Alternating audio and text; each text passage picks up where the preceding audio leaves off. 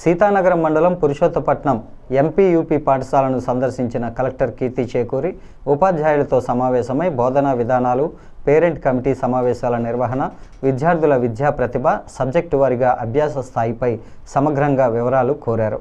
జిల్లాలో ప్రభుత్వ పాఠశాలల్లో విద్యా ప్రమాణాలు, బోధనా పద్ధతులు, మౌలిక సదుపాయాలు, మధ్యాహ్న భోజన పథకం అమలు తదితర అంశాలను ప్రత్యక్షంగా పరిశీలిస్తున్నామని కలెక్టర్ కీర్తి చేకూరి అన్నారు.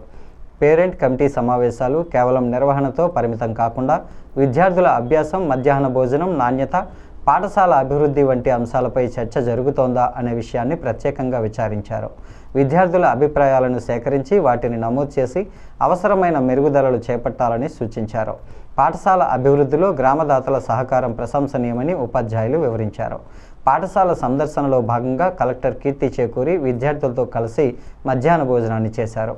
భోజనం నాణ్యత, రుచి, పరిణామం గురించి విద్యార్థులను ప్రశ్నిస్తూ ఏవైనా మార్పులు అవసరమా అనే విషయాన్ని తెలుసుకున్నారు. కలెక్టర్ వెంట జిల్లా పాఠశాల విద్యాశాఖ అధికారి K Vasudeva Rao, SSA project director S Subhashini, ఉపాధ్యాయులు, పాఠశాల కమిటీ సభ్యులు పాల్గొన్నారు.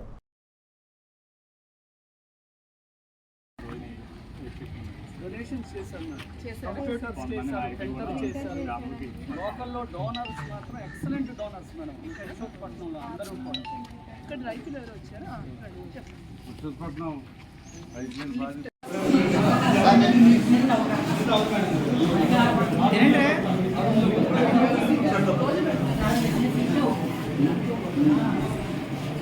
మనం ప్లాస్టిక్ను ఉపయోగించకూడదు.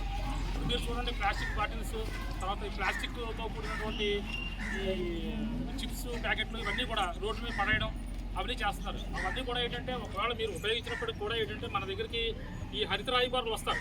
డైలీ మీ ఇంటికి వస్తున్నారు లేదా? ఉదయాన్నే వస్తున్నారు కదా, ట్రాక్టర్ లేకపోతే బండి మీద వస్తున్నారు. మీ ఇంటిలో రోజు చెత్త కలెక్ట్ చేస్తున్నారా ఇంటి నుంచి?